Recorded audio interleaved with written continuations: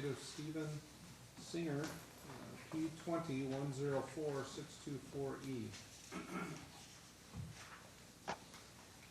Hello, Karina Singer, petitioner. Good morning, Laura Deeter, 10562, on behalf of Lenore Bowenkamp and Natasha Singer, majority trustees. Good morning. Ms. Singer, this is your motion for evidentiary hearing. Yes, sir. And I have read through it, and I've looked through the, 270 plus. I certainly didn't look at each document. I just scrolled through the docket to kind of review the history on this case and see what all was going on. The objection is essentially that there is no pleading on file that constitutes a petition for relief justifying an evidentiary hearing. I understand in your motion you make certain allegations that you say justify, that require an evidentiary hearing, including some claims of fraud and embezzlement and whatever that are there. The issue is that Ms. Deeter procedurally is absolutely correct. We don't just set evidentiary hearings because you feel like there are these issues.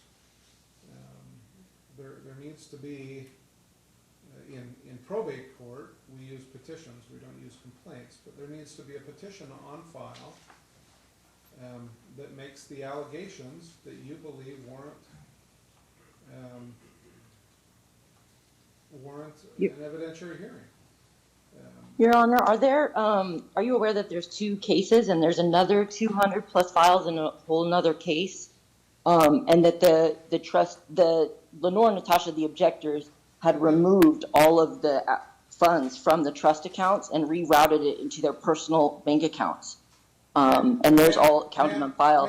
The district court asked the objectors to provide, I'm sorry.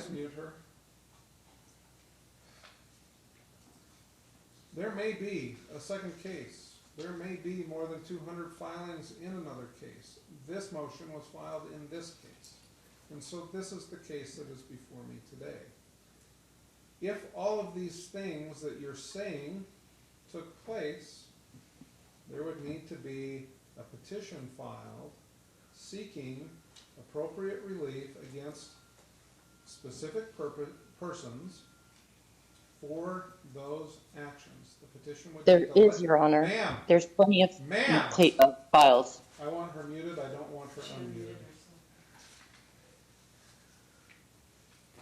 Ms. Deeter? Just briefly, the distinction is new issues, Your Honor. These have all been adjudicated. Judge Barish showed the stack of 3,000 pages in her courtroom that Ms. Singer had previously filed. This was all tied to the accounting disputes, which Judge Barish issued a final order. Ms. Singer has appealed that. It's pending with the Supreme Court. And this is, I think, the fourth motion we have had to address for reconsideration or an evidentiary hearing or bias against the court just since she filed her appeal. So just the distinction that they need to be new issues because everything else is currently with the Supreme Court. Well, this raises another question that I have, and actually two questions. One, if this is all before Judge Barisic first, then why am I the one hearing this if she has jurisdiction? And second, if it's on appeal, does the district court even have jurisdiction to be hearing any of this? No, although the Supreme Court issued an order, I believe it was earlier this week or it may have been last week, because Ms. Singer has filed so many motions for reconsideration, the Supreme Court has stayed their case and directed Judge Barisic to address any pending reconsiderations and that those be addressed within 28 days, which I think we have a few weeks left. Judge Barisic issued an order today denying one of the additional motions for reconsideration. And as far as everything got here, I believe it's because it was a final order. Judge Barisic didn't issue an order retaining the case under the new rules, so that's my assumption as to how we ended up before you. All right. Well, welcome. ultimately, I have looked, I agree with Ms. Deeter, there is not a petition on file. Your Honor, you haven't given me a chance to. I thought this was a hearing to be heard. It is a hearing, and I'm the one in charge of the hearing, and I've read what you have pled. There's no requirement anywhere in the rules that I allow anybody to speak. I can make the decisions based solely off of what's been presented. You have interrupted me and refused to be quiet when I was trying to speak, and so I've made the decision. I'm not going to be taking any further argument on this. Thank you. The motion is going to be denied. There is not a petition that pleads any new claims for relief other than simply that. There is not a petition on file that pleads any new claims for relief that would justify an evidentiary hearing.